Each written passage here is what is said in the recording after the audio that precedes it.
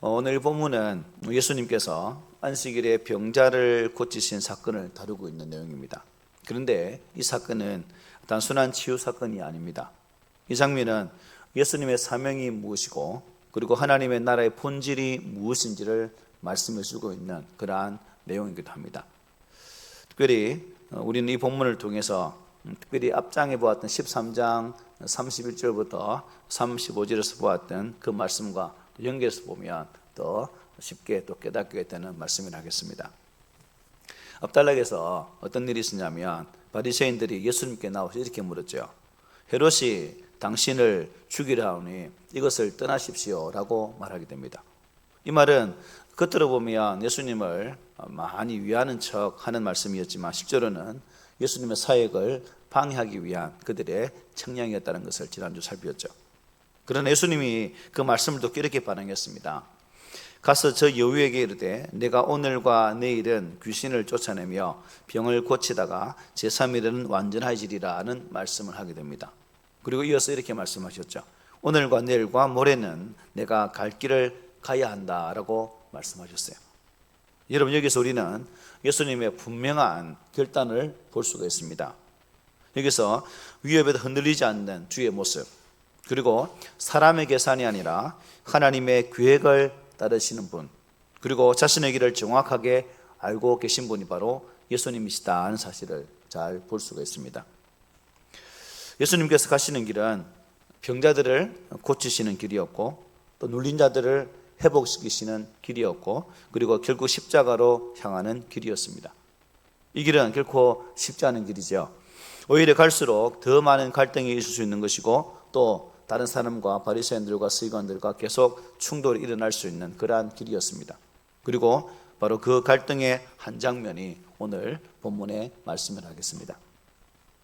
예수님의 담대한 반응은 바리새인들을 상당히 당황케 했습니다. 그들이 노렸던 것은 예수님이 이제 죽음을 위협을 두려워해서 공개적으로 당신의 사역을 중단하고 그냥 시골로 가든지 어떻게 하든지 흩어지는 것이 이들의 목적이었지만 전혀 그렇지는 못했다는 거죠. 바리새인들의 예수께 대한 경계는 이 일로 인해서 한층 더 강하게 강화되는 것을 볼 수가 있습니다. 오늘 본문을 보면 이 바리새인 지도자가 예수님을 자신의 집으로 초대를 합니다. 1절에 보면 이렇게 말씀해요. 안식일에 예수께서 한 바리새인 지도자의 집에 떡 잡수시러 들어가시니 그들이 엿보고 있더라 말씀하죠. 자, 바리새인 지도자, 그 사람이 예수님을 식사의 자리에 초대했다. 여러분, 상식적으로 바리새인의 지도자가 예수님을 초대할 수 있는 그런 관계성이 있습니까? 전혀 없습니다. 왜냐하면 이미 이들은 어찌하든지 예수를 공격하고 예수를 잡아 죽일 책략을 이미 다 정해놓은 상태거든요. 그러니까 무엇 보기 좋다고 예수를 자신의 집에 초대해서 식사를 대접하겠습니까? 결국 이 식사의 자리는 냄새가 나는 좀 의도가 좋지 않은 그런 내용으로 예수를 초대했다는 사실을 우리가 알 수가 있죠. 충분히 이제 예수를 향해서 죽일 뭘 모집하는 거죠? 증거들을 수집하는 하나의 과정에서 이 식사의 자리에 초대를 했다는 겁니다. 그런데 중요한 것은 이 식사를 초대한 날이 무슨 날이에요? 안식일입니다. 안식일. 그런 거 보면 그들의 의도를 충분히 파악하고 남음이 있는 그러한 의도가 있음을 볼 수가 있죠. 생각해 보십시오. 유대인들 안식일에 손님을 초대해서 억적지근하게 먹을까요? 그렇지 않아요. 안식일은 아무것도 안 만듭니다. 그러니까 토요일 날 이미 다 만들어 놓고 그냥 안식일 날 그것만 갖다 먹는 그런 단계거든요. 그러니까 집에 손님이 오는 것을 상당히 불편합니다. 그런데 이 지도자는 굳이 안식일 날 예수님을 자신의 집에 초대해서 식사를 대접한다. 아주 냄새가 진하죠. 예수님을 죽일 수 있는 어떠한 책략을 가지고 그 계획을 통해서 어떠한 책을 잡기 위해서 이 식사자리를 마련했다라고 볼 수 있습니다. 바리새인의 지도자의 집에서 증거를 잡기 위해서 함정을 파놓은 거죠. 그리고 예수님이 그 함정에 걸리기만 한다면 어떻게 해요? 그래서 이게 본문에서 뭐라고 하고 있습니까? 엿보고 있더라. 어떻게 하는지 잘 보고 있다는 거죠. 중요하다는 게 보고 있다는 말씀이죠. 이 자리는 단순한 식사의 자리가 아니라는 겁니다. 예수님을 시험하는 자리, 예수님을 함정에 빠뜨리는 그런 자리였다는 것입니다. 그런 의미에서 여기에서 우리가 놀라운 게 뭐냐면, 우리 같으면 이미 냄새가 나면 어떻게 합니까? 피해버리죠. 그런데 굳이 예수님은 그 냄새 나는 자리를 피하지 않습니다. 굳이 그 자리에 초청을 응해서 그 자리에 들어가셨습니다. 예수님은 이 땅에 오셔서 이런 갈등이 있는 애 보였음에도 불구하고 그 갈등을 전혀 피하지를 않으셨다는 거예요. 결국 이런 갈등을 통해서 당신이 이 땅에 오신 목적을 이루시고 하나님 뜻을 이루기까지 순종한 모습으로 나가셨다는 것을 잘 볼 수가 있습니다. 그럼 왜 주님이 굳이 이 초청에 응했을까? 지금 예수님이 갈릴리에서 어디로 올라가고 있는 중이었다고 말씀드렸죠? 예루살렘으로 가고 있는 길입니다. 이들이 모함을 해서 어떤 죽일 계책을 잡든 또 아니면 그대로 두든 예수님은 어디에 가는 거예요? 예루살렘에 가게 되어 있다는 겁니다. 그러면 예루살렘에 가면 어떻게 되는 겁니까? 당연히 당신이 가야 할 죽음의 길을 걸어가야 되는 거죠. 그래서 주님은 사명의 길, 그 십자가의 길, 죽음의 길을 걷기 위해서 그들에게 부딪히든 어떤 하든 그 냄새 나는 자리는 어떠한 상관하지 않고 당신의 길을 묵묵히 걸어가셨다는 사실을 잘 보여주고 있습니다. 그러면 여러분, 이 바리새인들이 파놓은 함정이 뭐예요? 이제 여러분 이렇게 말합니다. 주의 앞에 수종병 든 한 사람이 있는지라 말씀하죠. 그 자리에는 수종병 든 한 사람이 있었습니다. 이 사람은 단순한 등장인물이 아니라는 거죠. 이 사람이 오늘 이야기의 중심입니다. 수종병, 옛날 성경에는 고창병이라고 되어 있죠. 고창병. 혈액 성분이, 액체 성분이 혈관에 이렇게 축적되어서 몸이 상하는, 이 병 걸리면 몸이 붓는다고 합니다. 그리고 부어서 살이 물렁물렁해지면서 서서히 이렇게 망가지는 그런 병이 바로 고창병입니다. 그래서 당시에 어슬로는 도무지 고칠 수 없는, 기증이 아니면 치유될 수 없는 죽음을 기다리고 있는 병이라고 볼 수 있죠. 이 사람이 여러분 왜 이 자리에 있을까요? 이 서기관들이, 지도자들이 이분을 참 사랑해서 이 자리에 앉혀 놓았겠습니까? 주님의 특징이 뭡니까? 연약한 자를 보면 그냥 넘어가지 않는 거예요. 고생하고 아파하는 자를 보면 그냥 넘어가지 않는다는 겁니다. 그래서 이 수종병 있는 사람을 이 서기관 지도자 집에 딱 있게 한 것은 예수님을 하여금 안식일에 저 사람을 고치는가 아니 고치는가를 시험코자 그 자리에 있게 했다는 사실입니다. 그러니까 이 수종병 있는 사람은 예수님을 시험하는 하나의 시험의 도구였다는 거죠. 여러분, 종교적 위선은 이렇게 사람을 이용합니다. 사람보다 규칙이 중요해지고 사람보다 체면이 더 중요하죠. 사람보다는 논리가 중요합니다.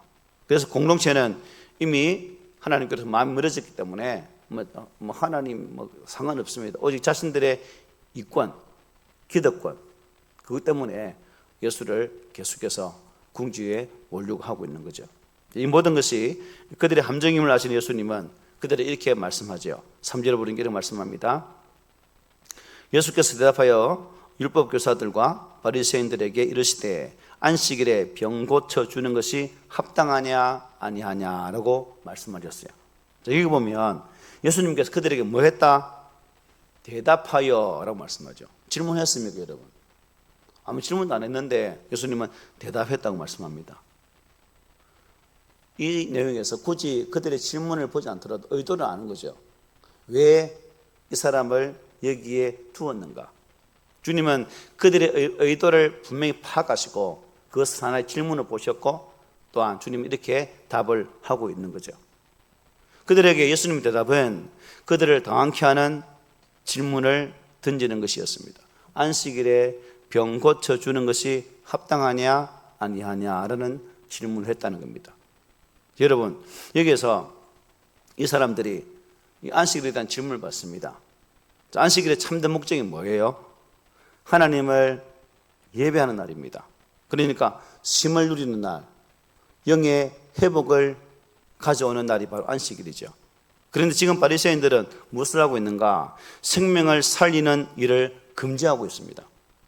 고통받는 사람들을 철저하게 외면을 하고 있습니다.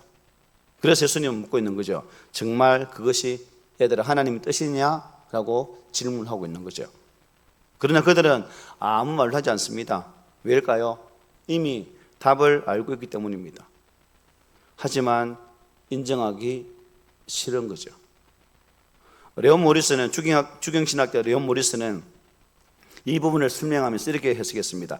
바리새인들을 무장시키시는 예수님의 질문이었다라고 해석하고 있습니다. 적절한 표현 아닙니까? 그렇습니다. 이처럼 사단이 아무리 함정을 파고 방해를 해도 성도들이 당당하게 맞서 싸우면 사단의 힘이 여러분 강력하다 할지라도 피해 가신다는 거죠.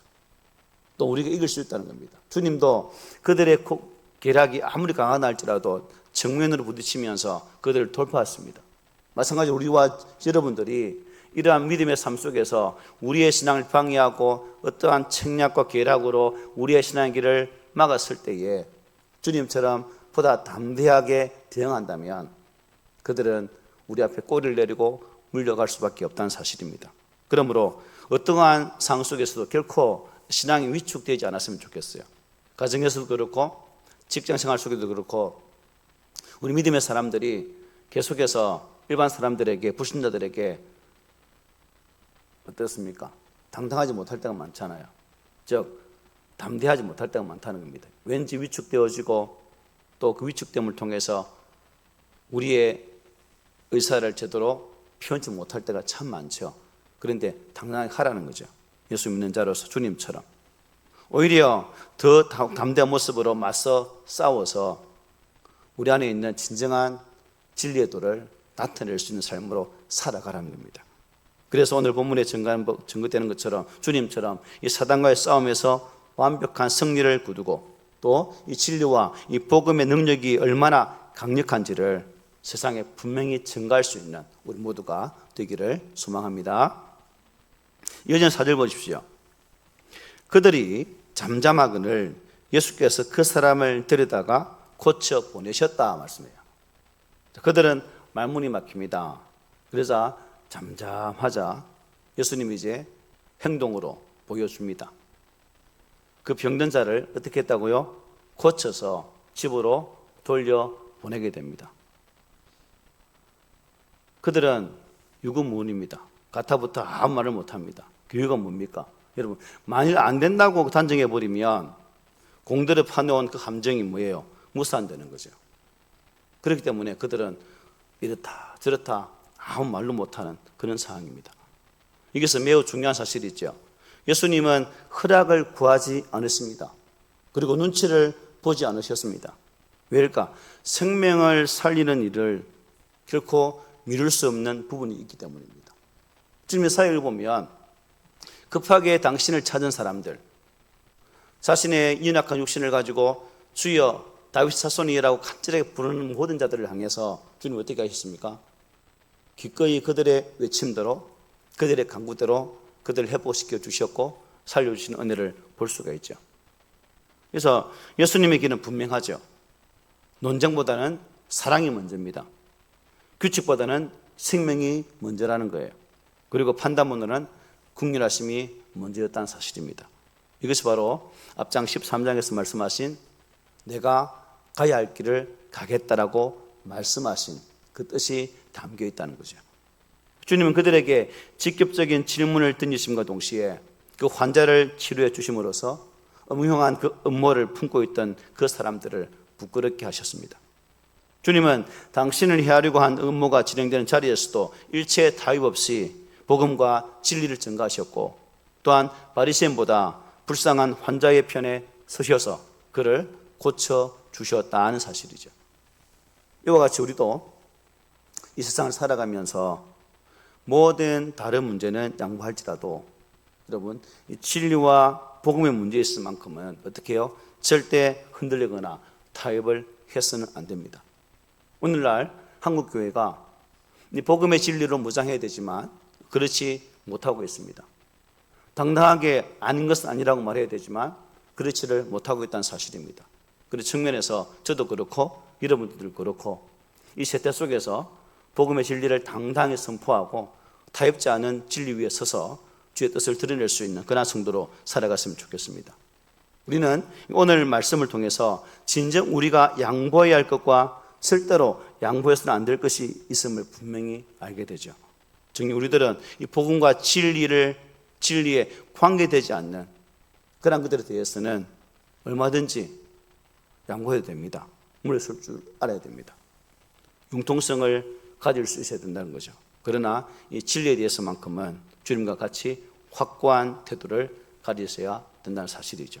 그래서 늘 이 가평을 이루면서 흔들림 없이 복음과 진리를 증가할 수 있는 그러한 지혜롭고 충성스러운 그러한 성도가 되시기를 소망합니다. 자, 이 수정병든 사람을 고쳐 보내신 후에 예수님은 다시 바리새인들을 이렇게 물으십니다. 5절에 보니까 또 그들에게 이르시되 너희 중에 누가 그 아들이나 소가 우물에 빠졌으면 안식이라도 곧 끌어내지 않겠느냐라고 질문합니다. 자, 바리새인들의 법에서도 지난번에 말씀드렸지만 생명을 구하기 위해서는 안식일의 법을 적용을 보류하는 것이 허용되었죠. 죽을 급히 소가 동물이나 죽으면 어떻게 해요? 건져내는 그러한 예외 규정으로 있었다는 겁니다. 지금 구하지 않으면 생명이 위독할 때는 이 예외 규정이 있었다는 거죠. 그런데 실상은 여러분 구덩이에 빠진 그러한 짐승은 구할지라도 사람은 구하지 않는다. 무슨 아닙니까? 지금 한 영혼이 한 생명이 육신적인 고통으로 인해서 죽어가고 있는데 한 영혼이 생명을 잃을까 정말 힘들어하고 있는 그 상황인데 바리새인들은 율법학자들은 안식일 규정에 얽매여서 짐승은 살렸지만 사람에 대해서는 철저히 도외시했던 그들의 이중적인 잣대를 볼 수 있다는 사실이죠. 그러므로 우리가 이것을 보면서 진정한 신앙의 색깔이 무엇인지를 살펴야 됩니다. 우리의 신앙의 모습 또한 바른 방향으로 가야 되지 굳상스럽게 무엇을 덮은 것처럼 즉 외식에 가시옷을 입은 것처럼 그런 신앙생활을 해서는 안 된다는 거죠. 요한복음 5장에 보면 예수님께서 안식일에 베데스다 연못에서 38년 동안 힘들어하는 환자를 고쳐주십니다. 그때도 이 바리새인들은 안식일에 병 고치는 일에 대해서 비난을 하게 되죠. 왜냐하면 38년이나 묵은 병이 당장 급사할 병은 아니지 않느냐, 내일 고쳐도 되는데 하필 안식일이냐라는 생각이었습니다. 주님은 달랐죠. 한 영혼이 변화되어지고 그 영혼을 통해서 또 다른 생명의 은혜가 흘러가기를 원하셨던 주의 의도를 그들은 정확히 몰랐다는 사실입니다. 그래서 주님은 그 38년 된 환자에게 뭐라 말씀하셨습니까? 일어나 내 자리를 들고 가라고 말씀하시죠. 그런데 중요한 게 뭐냐면 그 자리에서 그 38년 된 그 환자 또한 대단한 사람이었다는 거죠. 왜요? 38년 동안 여러분 얼마나 고생했겠습니까? 가전방법으로 치유하지 않았겠습니까? 그런데 못 고쳤어요. 그 주님이 일어나 걸어가라 했습니다. 우리 같으면 어떻게 했을까요? 주님 38년 동안 내가 못 걸었는데 무슨 일어나 걸어가요. 내 자리에 들 힘도 없는데 무슨 일어나 걸어가요 했겠죠. 그러나 이 사람은 주님 말씀대로 자리를 들고 일어서 갑니다. 이 믿음이 결국 뭐 한 거죠? 그를 낫게 한 거죠. 우리도 마찬가지입니다. 우리의 상식, 우리의 보편적인 지식이 믿음을 누릴 때 우리는 하나님의 기적을 체험할 수가 없죠. 그러나 나의 보편적인 지식들을, 내 경험들을 내려놓고 오직 주 예수를 의지하는 그 믿음이 있을 때 진정한 이러한 기적의 주인공이 될 수 있다는 사실입니다. 그러므로 저도 여러분도 이 온전한 믿음을 통해서 주님께서로부터 오는 그 은혜를 덧입는 그런 기적의 주인공들이 되시기를 바랍니다. 여러분 고린도전서 13장에 보면 이렇게 말씀하죠. 우리 함께 읽어볼까요? 시작. 내가 예언하는 능력이 있어 모든 비밀과 모든 지식을 알고 또 산을 옮길 만한 모든 믿음이 있을지라도 사랑이 없으면 내가 아무것도 아니요 라고 말씀했습니다. 바리새인들, 율법학자들, 그들이 가지고 있었던 율법에 대한 사랑 대단했습니다. 율법을 통해 하나님을 경외하는 자세 대단했습니다. 하지만 그들은 그것으로 끝이었습니다. 진정한 사랑의 실천이 행동으로 나타나지를 않았다는 거죠. 그래서 진정한 사랑은 행동이 없으면 아무 의미가 없다는 거죠. 그래서 하나님의 사랑은 여러분 선택적이지 않죠. 하나님은 조건 없이 사랑하십니다. 하나님은 모든 사람을 긍휼히 여기신다는 거죠. 예수님은 바로 그 하나님의 마음을 지금 드러내고 있다는 사실입니다. 그리고 6절에 보면 이렇게 말씀하죠. 그들이 이에 대하여 대답하지 못하니라 말씀합니다. 그들은 결국 아무 대답도 못했습니다. 왜일까요, 여러분? 진리가 너무 분명하게 나타났기 때문입니다. 여러분, 진리는 논쟁으로 이기는 게 아니에요. 진리는 삶으로 드러나는 것입니다. 예수님은 말로만 설명하지 않으셨죠. 직접 고치셨습니다. 그리고 직접 사랑의 은혜를 베풀어 주셨다는 사실입니다. 저와 여러분들이 이 마지막 시대에 예수 그리스도를 믿는 하나님의 자녀라고 스스로 자부하고 있을 줄 믿습니다. 나는 성도라고, 거룩한 무리라고 또 스스로 그렇게 믿고 있을 줄 믿습니다. 하지만 우리가 이 말씀을 보면서 우리의 삶의 자리에서 주님의 뜻이, 하나님의 사랑이 흘러가지 않는다면 우리의 가진 신앙은 이 바리새인들과 율법학자들과 동일한 그러한 화석 같은 믿음이 되죠. 딱딱한 돌 같은 믿음, 능력이 없는 죽은 믿음이 될 수밖에 없다는 겁니다. 그러나 우리 주님은 그들의 반대에도 불구하고 묵묵히 당신이 가야 할 길을 걸어가셨습니다. 13장 33절의 말씀인 것처럼 내가 가야 할 길을 가겠다 선포하시면서 주님은 오로지 십자가의 길을 묵묵히 걸어가셨다는 거죠. 왜요? 하나님의 뜻을 이루기 위해서. 그 뜻이 이루어져야 오늘 우리들에게 구원의 생명의 은혜가 임하기 때문에 주님은 그 길을 묵묵히 걸어가셨다는 사실입니다. 오늘 본문을 보면 예수님께서는 자신을 책잡으려 살벌한 분위기 속에서도 수정병으로 고통당하는 그 자를 보시자 즉석에서 그를 고쳐주셨습니다. 주님이 이러한 행동을 여러분, 그들은 비난하겠지만 주님은 아랑곳하지 않고 타협지 않고 오로지 거룩한 진리의 길로 걸어가셨습니다. 오늘 나의 신앙 모습은 어떠한가? 혹 나의 신앙은 말에만 있지 않은가? 형식만 남아있는 그런 신앙은 아닐까? 아니면 삶 속에서도 이루어지는 나의 신앙일까? 한번 잘 살폈으면 합니다. 하나님께서 우리에게 원하시는 것은 분명하죠. 당신의 긍휼하심 은혜가 우리에게 임했다면 이제 우리의 삶을 통해서 그 긍휼하심을 흘러보내야 된다는 사실입니다. 아픈 자를 외면하지 않는 것, 그리고 도움이 필요한 자에게 손을 내미는 것, 그리고 사랑을 행동으로 옮기는 것, 이것이 바로 예수님께서 가신 길이시고 우리가 따라가야 할 믿음의 길이다 하는 것이죠. 바라기는 예수님께 친히 본을 보여주신 것처럼 우리 옆에 있는 지체들을 사랑하는 일에 여러분 조건을 달지 말고 내가 할 수 있는 범위 안에서 사랑을 베풀 수 있는 그런 삶을 살아가기를 바랍니다. 그것이 곧 그의 생명을 구하는 일임을 꼭 기억하셔서 내 주변에 지금도 이 구원의 생명을 알지 못해 죽어가는 자들을 바라보면서 안타까운 마음으로 그들을 품고 주님께서 한 영혼을 귀하게 보신 것처럼 저 여러분 또한 그 한 영혼들을 귀하게 바라보고 그 영혼 속에 구원의 생명이 임할 수 있도록 도와줄 수 있는, 그리고 내가 받은 이 생명의 사랑의 은혜를 함께 나눌 수 있는 그런 자리에 나가는 우리가 되지 않으시렵니까? 바라기는 힘들지라도 그 믿음의 길을 묵묵히 걸어가셔서 하나님의 거룩한 복음이 우리 주변 한 사람들에게 더 증거되어지고 증거되어져서 하나님 나라가 확장되는 일에 여러분 귀하게 쓰임받기를 오늘 말씀으로 부탁을 드립니다. 아멘.